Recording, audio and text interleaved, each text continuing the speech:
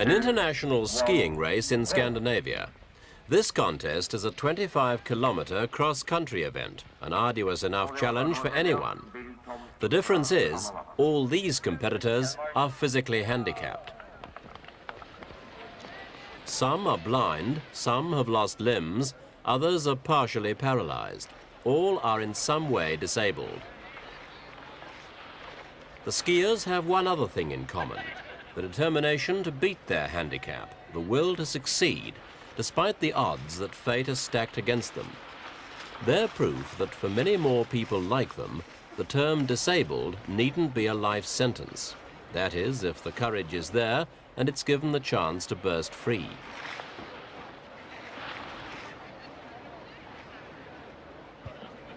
Many of them have this place to thank for that chance. It's the Mr Stordal Centre for Health Sports, an attractive modern building nestling at the foot of a mountain range in Norway. Here, 240 kilometers north of Oslo, up to 60 patients at a time can stay for treatment, supervision, sports and various activities, all designed to improve their health, and for some, open up a rich new outlook on life. Some patients here have been handicapped all their life.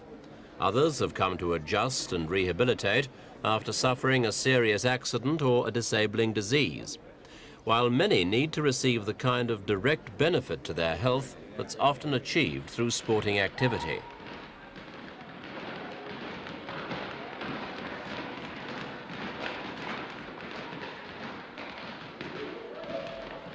Even the most basic physical training is both beneficial and therapeutic. It's well known that most sports can play a part in a patient's recovery from illness. And for those people whose disability confines them to a wheelchair or to their home, simple physical exercise like this can be not only helpful, but an adventure, though it's one that must be undertaken with caution.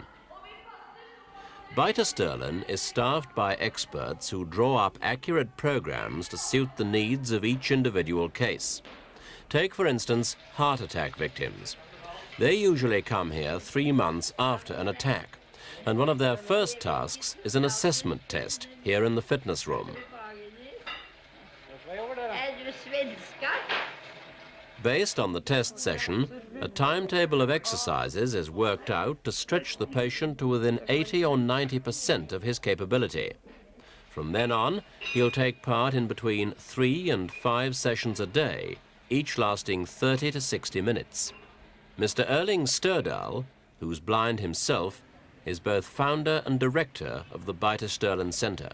What benefits do patients get here which they do not receive at regular hospitals? The unique aspects in connection with this center is that the clients themselves are taking part in their own rehabilitation through different kinds of sports activities. They are training here 4 or 5 hours a day through their attend at the center, which is as an average 4 weeks. And another aspect, which in my opinion is very important, that is that a blind, for instance, is coming here from a passive life and is meeting other disabled, for instance, a man in a wheelchair, and the blind is very happy for not sitting in a wheelchair. And a man in a wheelchair is very happy for being able to see. A man with a heart infarct, for instance, is coming here, well, anxious for training. But when he compares his own handicap to the other's handicap, he feels that his handicap is really small, and he makes a great step towards his goal to be rehabilitated, because the mental aspects here is very important to increase hidden possibilities and resources. That is not only a question of physical training. Operating a place such as this must really involve enormous difficulties with so many handicapped patients. Now, how do you, who also has a serious handicap, manage to run the center? Well, I feel that my handicap is an advantage because the clients, the patient themselves, through me, feel that they influence the center.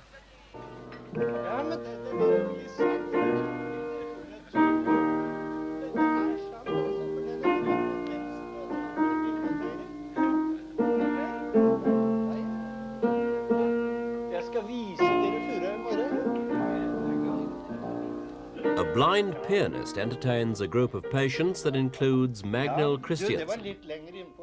Magnhild's 52 and a highly skilled carpet weaver from the town of Hamar.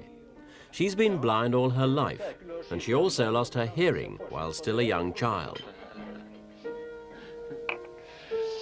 Men det bare muldt å skyte. Nei, du har ikke lov å skyte noen av det nå, for det fredet. Magnhild lives in a personal world of darkness and silence, isolated from so much that sighted, hearing people take for granted. She's come to Mr Stordal for a Keep Fit course aimed at giving her fresh vitality. Just as important, though, is the opportunity to mix as an equal and make a new circle of friends.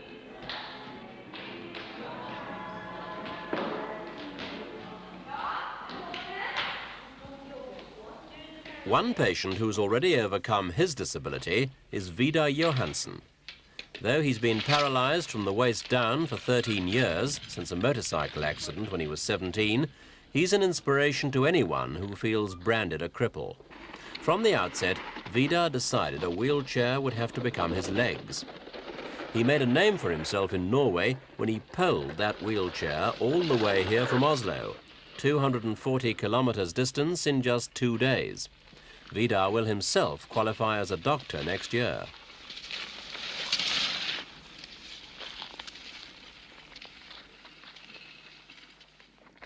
To stimulate and inspire, to develop the personality and activity of its patients. These are the guidelines of the centre, and it's well equipped to do all that and more.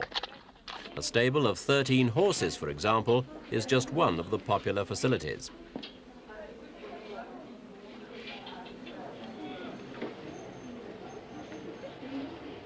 No one has to teach a blind child to love a horse, to explore its warm flanks or test its scent. It's an experience that children like this one would probably miss without a place like Mr Stordal.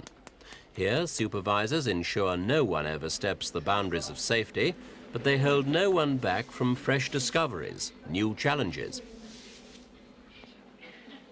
The centre has grounds of 200 acres, and beyond, there's plenty of open space. A tonic in itself for those handicapped people who sometimes feel trapped by their lack of mobility. Neither need the pleasure stop when the weather's bad, for the centre also has a riding ring undercover. Paths have been specially prepared and marked out for walking and skiing, as well as for horse riding. Elsewhere in the grounds, there's an artificial lake for water sports in the summer. But indoors, a superbly designed swimming pool caters for the centre's demands, both therapeutic and recreational. A motorized chairlift is just one piece of its purpose-built equipment.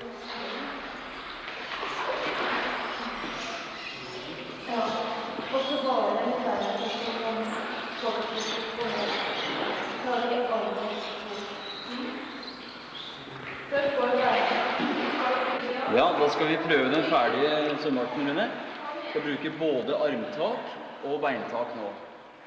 Og ryggkrog. Sett I gang. This little boy's been blind from birth. Now, with a highly trained instructor at hand, he's already learned to swim.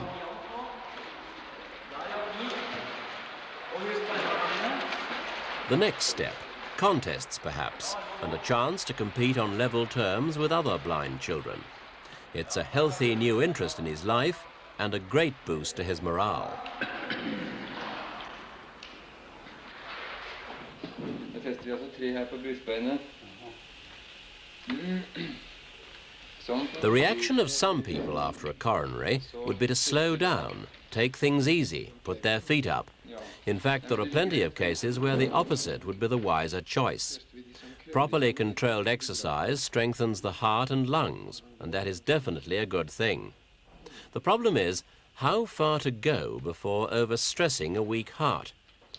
Mr Stordal's answer is telemetry, space-age technology brought down to Earth. The electrodes feed essential information to a transmitter in the patient's pocket. The radio beams back a series of pulses to an ECG machine. The patient can go off skiing, happy in the knowledge that the state of his heart is constantly being monitored. The skier from Lillehammer had a heart attack last autumn, and though he's not yet ready to return to work, he's recovering quite well. He's accompanied by a physiotherapist who can give resuscitation and summon help with a walkie-talkie. Meanwhile, the machine looks for danger signals and records his progress during exercise.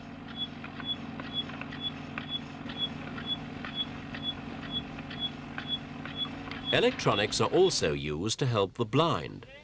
You might think that skiing and shooting would be virtually impossible for a blind man, but you'd be wrong.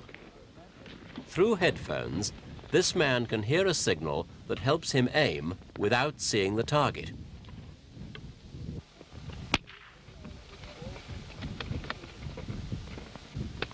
Amazingly, ski shooting contests among the blind have now become almost commonplace.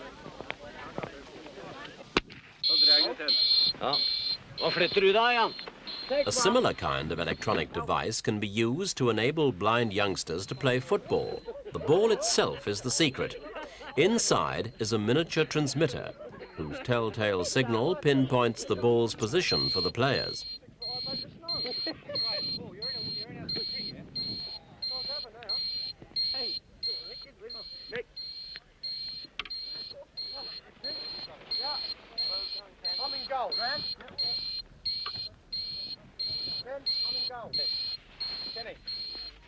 Apart from giving exercise, the ability to play a game as naturally as this has other advantages, psychological ones. And there's no need to ask if the players are enjoying themselves.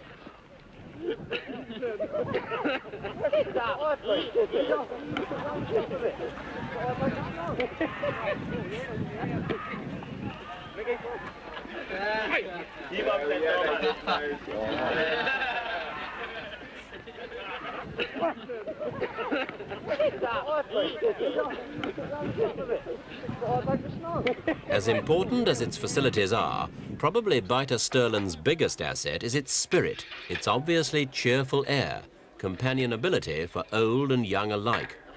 People here make friends with each other. They also make friends with Mr Stordal itself. Its location had an attraction too for its director, who explains how the centre came to be founded here.